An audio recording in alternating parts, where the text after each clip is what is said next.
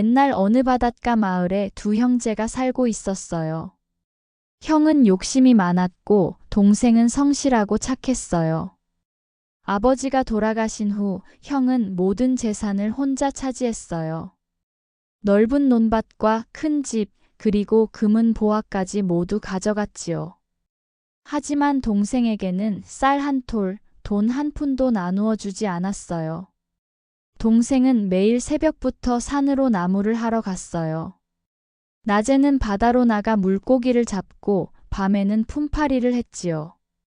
온몸에 땀을 흘리며 열심히 일했지만 벌어오는 돈은 턱없이 부족했어요. 동생의 아내와 어린아이는 며칠째 굶주리고 있었어요. 빈 밥그릇을 바라보는 아이의 눈빛에 동생의 가슴은 찢어질 듯 아팠어요. 동생은 낡은 옷을 여미며 한숨을 쉬었어요. 창밖으로 형이 화려한 기와집이 보였지요. 동생은 마지막 희망을 품고 형의 집으로 발걸음을 옮겼어요. 동생은 떨리는 마음으로 형이 대문 앞에 섰어요. 높은 담장과 화려한 대문이 그를 압도했지요. 용기를 내어 문을 두드리자 형이 거만한 표정으로 나왔어요. 동생은 고개를 숙이며 간절히 말했어요. 형님, 아이가 며칠째 굶고 있습니다. 조금만 도와주시면 꼭 갚겠습니다. 하지만 형은 차갑게 고개를 저으며 대답했어요. 내가 가난한 건 내 탓이야. 나처럼 열심히 살지 않아서 그런 거지. 동생은 눈물을 참으며 다시 말했어요. 그럼 아버지께서 남기신 재산 중 제 몫이라도 주십시오. 그 순간 형의 얼굴이 불그락푸르락 변했어요. 감히 내 것을 달라고. 당장 꺼져. 형은 동생을 밀쳐냈고 대문은 쾅 하고 닫혔어요. 동생은 망연자실한 채 그 자리에 서 있었지요. 눈물이 볼을 타고 흘러내렸어요. 결국 동생은 산으로 향하는 길을 걷기 시작했어요. 무거운 발걸음마다 절망이 짓눌러 왔지요. 동생은 무거운 마음을 안고 산길을 걷고 있었어요. 해는 점점 서쪽으로 기울어가고 있었지요. 그때 앞에서 허리가 굽은 할머니가 큰 나무찜을 지고 힘들게 걸어오는 게 보였어요. 할머니는 한 걸음 한 걸음 옮길 때마다 신음소리를 냈어요. 동생은 자신도 힘든 처지였지만 그냥 지나칠 수 없었어요. 얼른 달려가 할머니에게 말을 걸었어요.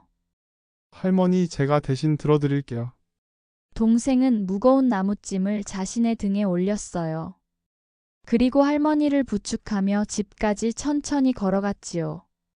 할머니의 집에 도착하자 할머니는 고마운 표정으로 떡 한 조각을 꺼내 주었어요. 그리고 신비로운 눈빛으로 동생을 바라보며 말했어요. 이 떡을 가지고 계속 가면 큰 소나무 세 그루가 나올 거야. 그 뒤 동굴에 도깨비들이 살아. 떡을 보여주고 맷돌을 달라고 해. 동생은 고개를 숙여 감사 인사를 했어요. 동생은 할머니가 알려준 대로 산길을 따라 올라갔어요. 얼마 지나지 않아 정말로 큰 소나무 세 그루가 나타났지요. 그 뒤로 어둡고 으스스한 동굴 입구가 보였어요. 동생은 조심스럽게 동굴 안으로 들어갔어요. 안쪽에서 붉은 불빛이 흔들리고 있었지요. 불빛 가까이 다가가자 3명의 도깨비가 춤을 추며 놀고 있었어요. 도깨비들은 동생의 손에 든 떡을 보더니 눈을 반짝였어요. 침을 꿀꺽 삼키며 다가왔지요. 그 떡 우리 줄 수 있어? 동생은 고개를 끄덕이며 대답했어요. 네, 드릴게요. 대신 맷돌을 주세요. 도깨비들은 서로 눈을 마주보더니 껄껄 웃었어요. 그리고 빨간 천으로 덮인 맷돌을 꺼내 주었지요. 도깨비 우두머리가 진지한 표정으로 말했어요. 원하는 걸 말하면 뭐든 나와. 하지만 멈추려면 꼭 이 빨간 천으로 덮어야 해. 동생은 맷돌을 소중히 안고 동굴을 나왔어요. 동생은 맷돌을 품에 안고 집으로 돌아왔어요. 집에서는 아내와 아이가 여전히 배고파하며 기다리고 있었지요. 동생은 맷돌을 마루 한가운데 놓고 조심스럽게 말했어요. 맷돌아, 맷돌아, 쌀을 내어다오. 그 순간 맷돌이 저절로 빙글빙글 돌기 시작했어요. 그러더니 하얀 쌀이 쏟아져 나오기 시작했지요. 쌀은 점점 많아져서 바닥을 가득 채웠어요. 동생은 깜짝 놀라 급히 빨간 천을 맷돌 위에 덮었어요. 그러자 맷돌이 멈추고 쌀도 더 이상 나오지 않았어요. 그날 밤 온 가족은 오랜만에 따뜻한 밥을 배불리 먹을 수 있었어요. 아이의 웃음소리가 집안 가득 퍼졌지요. 그 후로 동생은 맷돌에게 필요한 것들을 부탁했어요. 옷도 나오고 음식도 나오고 생활에 필요한 모든 것이 나왔지요. 가난하던 집은 점점 풍요로워졌고 낡았던 집도 새로 지을 수 있었어요. 동생의 얼굴에는 오랜만에 평화로운 미소가 떠올랐답니다.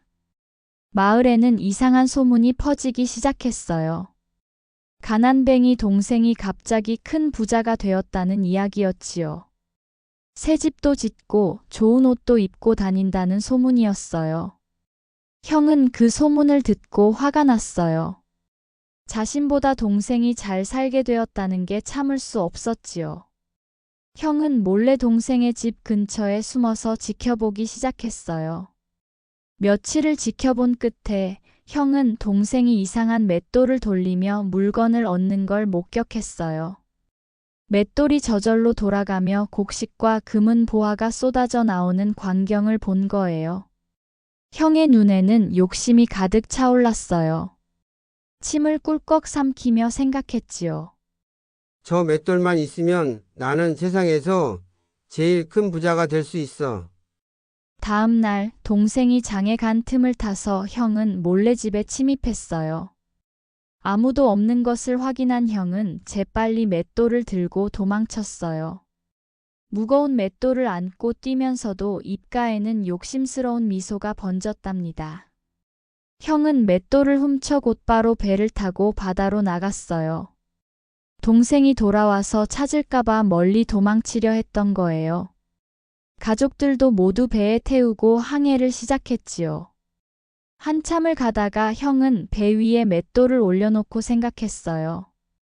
소금을 만들어서 팔면 큰 돈을 벌 수 있을 거야. 형은 신이 나서 맷돌을 향해 외쳤어요. 맷돌아, 맷돌아, 소금을 내어다오.